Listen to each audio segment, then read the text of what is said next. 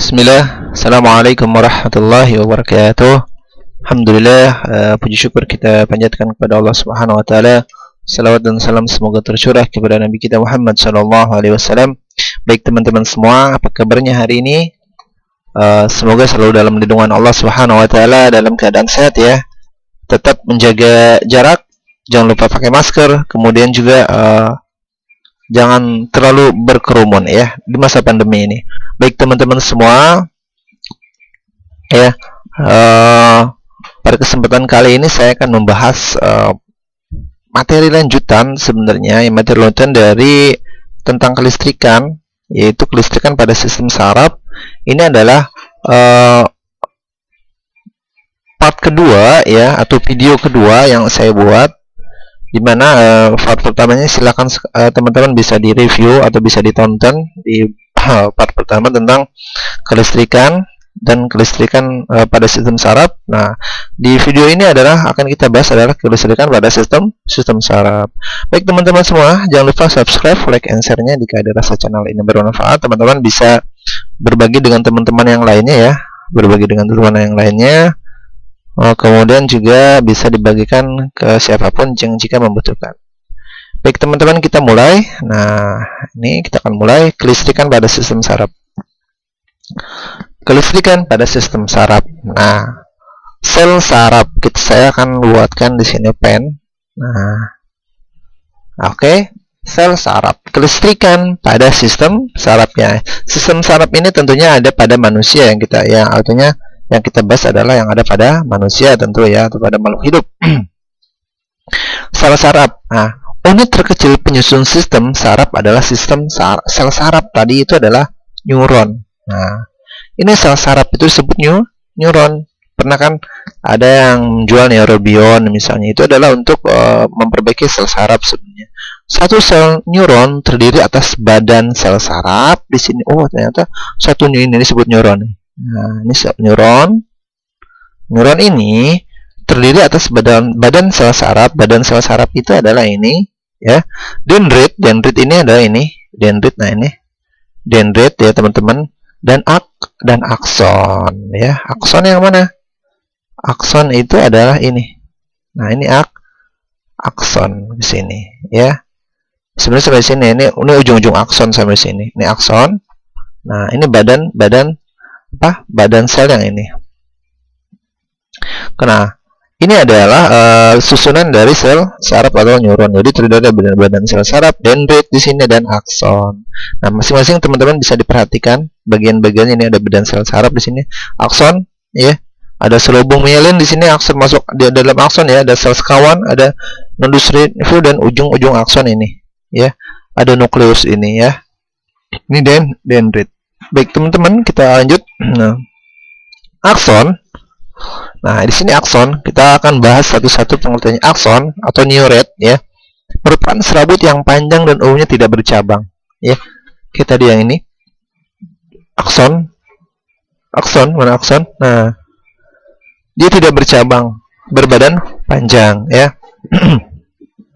Serabut panjang dan umumnya tidak bercabang.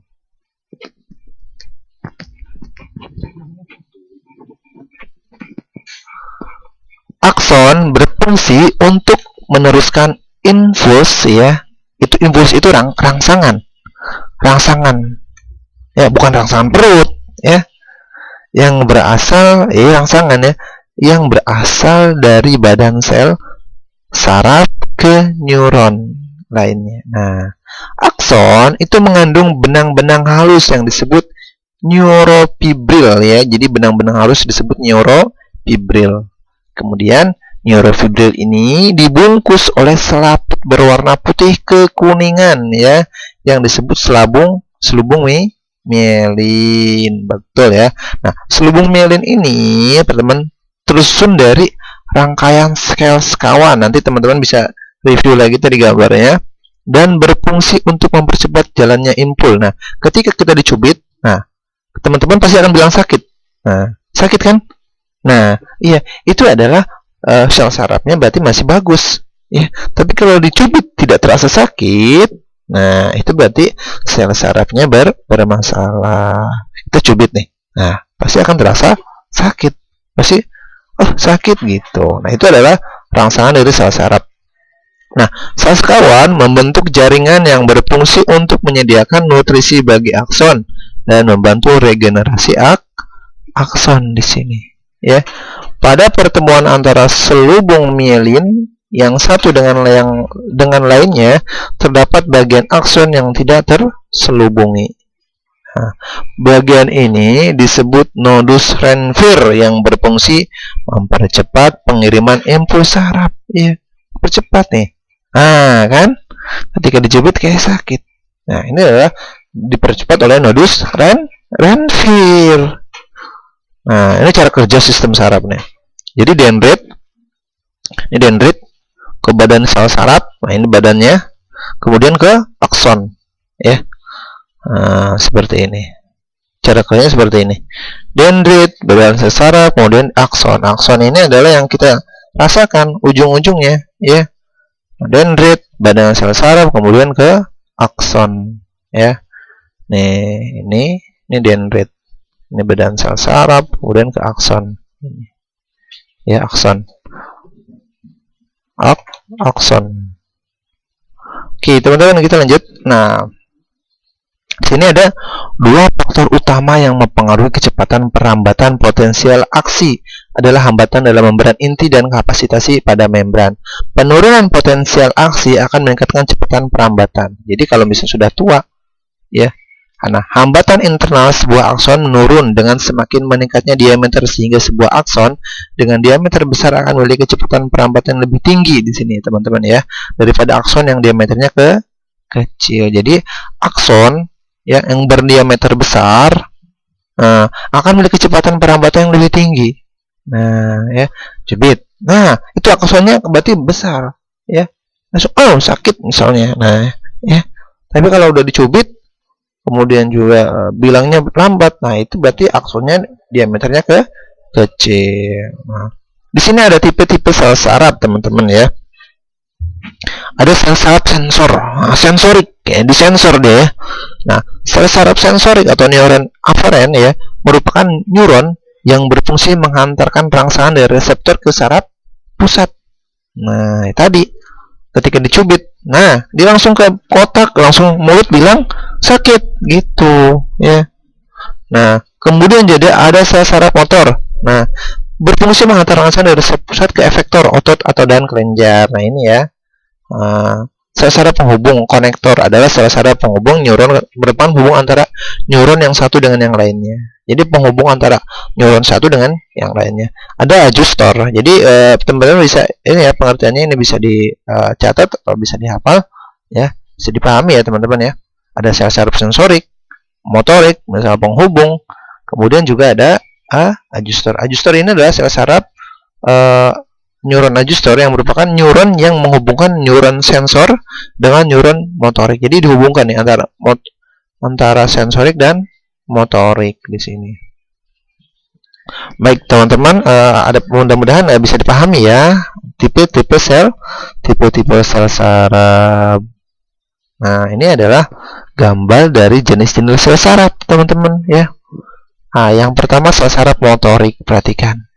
Nah, ini motorik. Yang pertama motorik, ya, ada sensorik dan penghubung yang ini. Penghubung beda ya.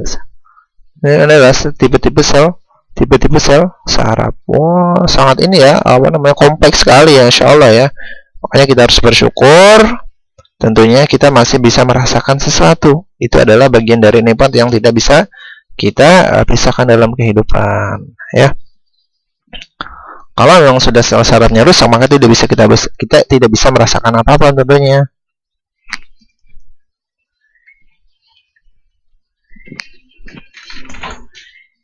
Nah, ini adalah sistem saraf. Jadi sistem saraf manusia itu kan ada sistem saraf pusat, ada sistem saraf tepi. Nah, sistem saraf pusat itu di otak. Sumsum lanjutan adanya, dada sumsum tulang belakang. Ini adalah sistem saraf pusat. Ada apa sistem saraf tepi? Ada somatik sadar dan otonom tidak sadar, ya. Tentunya yang tidak sadar kan di dalam ya. Kalau somatik sadar itu ketika dicubit ya pasti sakit, kita merasa sadar. Tapi otonom itu tidak sadar. Biasanya di dalam organ-organ kita, ya. Nah, ini sistem lanjutan, ya, otak, sumsum tulang belakang. Ini pusat. Nah, sistem saraf pusat. Teman-teman perhatikan, ya. Jadi sistem saraf pusat di sini adalah otak besar, ya. Otak kecil. Nah, jadi kalau ditanya, otak itu di sini ya, di belakang sebenarnya. Ini di bagian sini, ya. Bukan di sini, bukan di depan. Jadi otak kamu di mana? Otaknya di sini misalnya. Ini bukan, ini otak besar, tapi yang paling penting ini otak kecilnya ini. Yang otak tengah di sini, ini sumsum lanjutan di sini. Ini sumsum tulang belakang. Ada di sini. Ini pusat. Adanya di kepala. Nah, sistem saraf pusat berfungsi sebagai pusat koordinasi. Jadi pusatnya koordinasi di sini. Sistem saraf pusat tersusun dari otak, sumsum lanjutan, dan sumsum tulang belakang. Otak terbagi atas otak besar. Ini ya otak besarnya, ya. Terus otak kecil di sini. Otak tengah juga di sini, otak tengah dengan otak kecil. Antara otak dan sumsum tulang belakang terdapat sumsum lanjutan. Antara otak, berarti kan, dan sumsum lanjutan di sini terdapat sumsum tulang belakang, terdapat sumsum lanjutan di sini. Ya. Nah, ini bagian-bagiannya bisa teman-teman lihat, atau modula oblongata. Nah, otak besar atau cerebrum ya di sini. Otak besar itu berfungsi sebagai pusat pengendali berbagai aktivitas tubuh yang disadari, seperti berpikir, kemauan, ingatan, mendengar, membau, bergerak, dan atau melihat. Di sini adanya ya. Sedangkan otak tengah ya itu mesencephalon ya, atau penghubung antara otak depan dan otak belakang ya. Jadi otak kecil di sini ada sebagai pusat keseimbangan tubuh dan koordinasi gerak tubuh. Jadi fungsinya ini lah ya, otak besar semua berfungsi tentunya. Otak tengah, otak kecil ya, ini fungsinya sesuai dengan fungsinya mereka ya. Ada sumsum lanjutan di sini. Sumsum lanjutan itu sebagai pusat pengatur denyut jantung dan tekanan darah, gerak pernapasan misalnya, pelebaran dan penyempitan pembuluh darah di sini, refleks menelan misalnya, muntah, batuk, bersin. Nah, ini adalah di sumsum lanjutan. Ada sumsum tulang belakang, itu adalah meneruskan jalannya impuls dan dari menuju otak serta pusat gerak refleks. Ya tadi ya. Di sini. Jadi sistem saraf pusat ini adalah sistem saraf emang yang tentunya pusat. Namanya pusat itu berarti yang paling sangat vital ya. Sangat vital sekali tentunya. Bagian yang adanya di bagian kepala, tentunya kita sebagai manusia bersyukur dan tetap dijaga ya otak-otak ini ya. Oke, itu saja, mudah-mudahan bisa dipahami teman-teman. Kita lanjut. Nah, adapun sistem saraf tepi ya. Sistem saraf tepi di sini itu sistem saraf tepi merupakan sistem saraf penghubung antara sistem saraf pusat dengan organ-organ tubuh. Sistem saraf tepi terdiri atas sistem saraf sadar, somatik di sini ya, dan sistem saraf tidak sadar atau otonom tadi ya. Nah, ini saraf parasimpatik, saraf simpatik. Ini adalah simpatik itu sadar. Darah ini saraf parasimpatik ya. Nah, ini bisa memicu sekresi air liur. Ini tidak sadar kita. Simpatik menghambat sekresi air liur di sini ya. Di sini. Di saraf simpatik dan parasimpatik beserta fungsinya ya. Nah, ini adalah fungsinya teman-teman ya, mempersempit bronkus paru-paru, memperlambat denyut jantung, memicu kerja lambung usus, memicu kerja pankreas, rangsangan jantung empedu ya. Ini adalah fungsi-fungsi dari berbagai macam saraf simpatik dan parasimpatik. Ini bisa teman-teman ketahui ya, atau bisa dicatat ya. Silahkan saja. Nah, ada impuls saraf. Nah, impuls saraf ada dua macam cara yang dulu impuls, yaitu jalan panjang dan jalan pendek. Jalan panjang merupakan jalan impuls yang didukung oleh otak berupa kegiatan kita sehari. Jalan pendek itu dia pada gerak refleks. Nah, ini gerak yang disadari. Ini reseptor saraf otak, saraf motor, efektor. Nah, ini ya. Gerak refleks misalnya reseptor, saraf sensorik, sumsum tulang belakang, saraf motor, efek tulang. Jalur yang dulu oleh rangsangan ketika jadi refleks, yaitu paha yang tertusuk pada benda tajam, lutut dipukul dengan palu. Jadi ngerefleks dia. Oh, tiba-tiba refleks aja, spontanitas refleks itu ya, teman-teman. Nah ini. Nah, ketika paha yang tertusuk pada benda tajam, dia akan angkat ke atas ya. Nah, ini adalah refleks. Lutut dipukul dengan palu ya. Nah, lutut dipukul dengan palu, dia akan ke atas. Ya. Itu misalnya paling ke atas dia. Nih. Oke, teman-teman ya, itu saja. Nah, kelistrikan pada jantung. Ternyata kelistrikan juga pada jantung tuh ada juga. Kelistrikan pada jantung, perhatikan teman-teman ya. Ada nodus sinoatrial SA di sini ya. Ada nodus anteroventricular AV di sini ya. Ada antrium kanan di sini, ventrikal kanan ya. Ini bilik kanan, bilik kiri ya. Berkas his artinya atrium kiri di sini, ventrikal kiri, dan serabut Purkinje. Nah, ini pusat kelistrikan pada jantung ya. Pusat kelistrikan pada jantung, titik-titiknya ada di sini. Teman-teman, ini adalah bahasa-bahasa biologi semua ya. Yang tentunya kita tidak harus sampai mendetail banget ya menjelaskan apa di sini, karena akan kebingungan juga ya. Intinya tahu saja ya apa-apa istilahnya. Nah, ini keterangannya di sini akan kita bahas, teman-teman. Keterangannya yaitu adalah ada pena di sini, ada jalur polarisasinya ya. Perhatikan ini jantung ya. Nodus SA memulai gelombang. Nah, ini dari satu nih. 1 2 3 4. Nodus SA memulai gelombang depolarisasi dari atrium kanan ke atrium kiri. Lihat, dia jalur polarisasi ya. Depolarisasi ya. Dalam 70 detik atau 70 sekon terjadi kontraksi atrium. Gelombang depolarisasi berlanjut ke nodus AP di sini, nodus AP. Nah, set ke sini, kemudian dia digerak.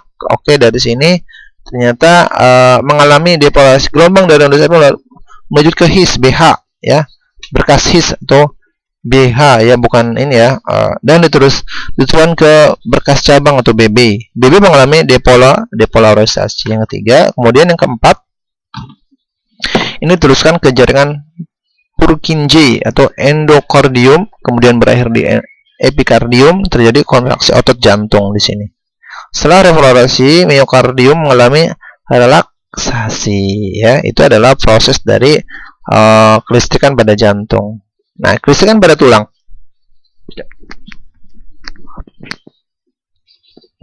Kelistrikan pada tulang. Tulang mengandung kolagen dan apatit di sini ya. Nah, kolagen merupakan suatu bahan piezoelektrik, yaitu apabila diberikan suatu gaya kepada kolagen akan terbentuk potensial arus listrik searah kecil di sini ya. Nah, kolagen menghantarkan arus listrik dengan muatan negatif, sedangkan kristal mineral tulang apatit ya yang terletak dekat dengan kolagen menghantarkan arus listrik dengan muatan positif. Nah, ini adalah proses kelistrikan pada tulang ya. Pada kesambungan antara kedua jenis semikonduktor ini, arus akan mengalir ke satu arah yang mengindukasi dan mengendalikan pertumbuhan dan regenerasi tulang. Ya, ini adalah proses singkat kelistrikan pada tulang. Nah, teman-teman, di sini kita akan bahas hewan yang mengandung listrik ya. Jadi ada beberapa hewan yang memang dia mengandung listrik ya, teman-teman ya. Nah, yang pertama itu adalah ikan belalai gajah. Nah, ikan belalai gajah, teman-teman bisa browsing di Google ya. Apa sih ikan belalai gajah? Tapi di sini ada sampelnya, ada contohnya. Ini ada posisi hitam putih ya, teman-teman. Ini adalah ikan belalai gajah. Nah, ikan ini memiliki tonjolan seperti belalai dari kepala. Nah, ini ya.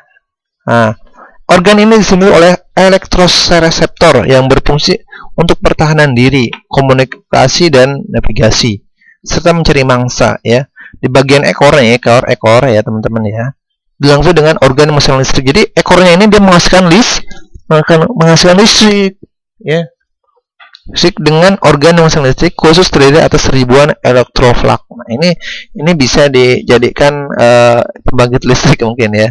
Tapi harus jumlahnya banyak tentunya. Tapi ini Masya Allah ya, ini siapa yang menciptakan ini? Tentunya Allah Subhanahu wa Ta'ala ya. Kita harusnya bersyukur dan luasnya penciptaan Allah ya, sampai ada hewan yang mengandung listrik seperti ini. Adapun namanya juga ikan belai gajah. Kenapa dinamakan belai gajah? Karena dia memulai belalai seperti gajah.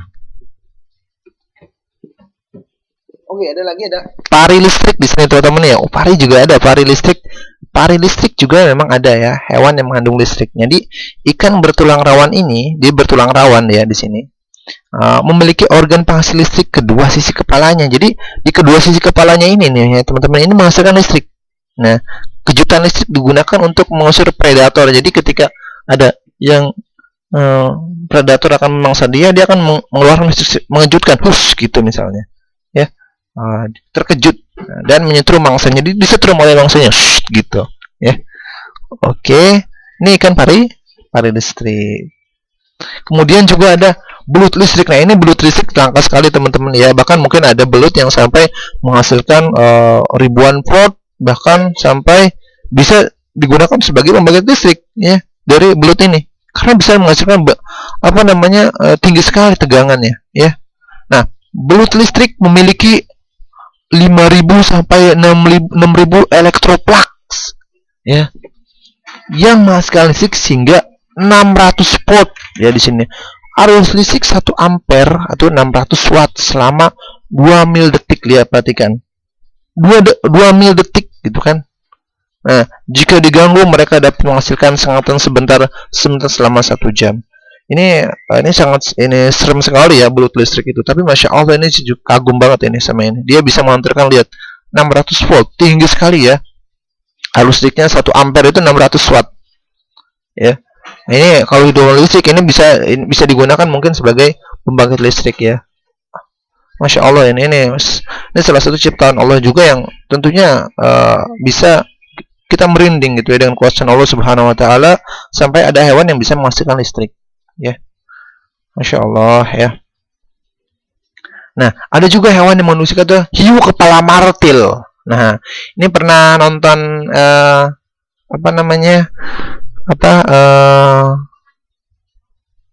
Finding Dory. Nah, Finding Dory pernah ya? Nemo bukan Dory ya. Ada pernah nonton Finding Nemo? Nah, ini pernah ya. Ketika nonton teman-teman semua, karena bapak juga atau saya juga pernah nonton Finding Nemo, ada yang namanya hiu kepala martil ya. Nah, hiu kepala martil ini bisa menghasilkan listrik juga ya teman-teman ya. Hiu ini memiliki ratusan ribu elektroseptor ya, atau ampula Lorenzina, sehingga dapat mendeteksi sinyal listrik yang lemah sekalipun dari mangsanya. Ampula mendeteksi medan listrik yang dihasilkan oleh hewan lain yang di bawah air, sehingga mungkin martil untuk memindai mangsa dari dasar laut. Ini mengenai hidupnya di dasar laut.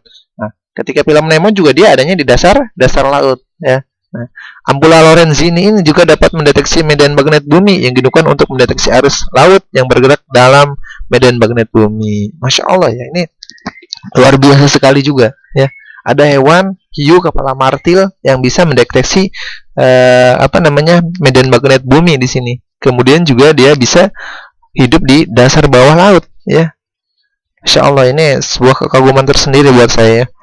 Semoga dengan kita belajar ini bisa menambah rasa syukur kita kepada Allah Subhanahu wa taala ya, menambah rasa kecintaan kita kepada Allah Subhanahu wa taala dengan memperhatikan tentunya ciptaan-ciptaannya yang sangat luar biasa ini. Baik teman-teman, mudah-mudahan apa yang saya sampaikan ini bermanfaat ya. Ada lagi di sini ternyata tidak ada hewan laut aja. Tadi kita berbicara hewan laut semua, karena hewan laut hampir semua karena ada beberapa hewan laut tadi, 4 hewan laut tadi itu mengandung arus listrik yang sudah diketahui. Mungkin yang belum diketahui sangat banyak mungkin ya. Ada lagi yang ini adalah echidna. Nah, echidna itu di tanah dia. Katanya bukan di laut, di daratan gitu ya. Hewan ini memiliki tubuh berduri dan moncong memanjang yang berfungsi sebagai mulut dan hidung.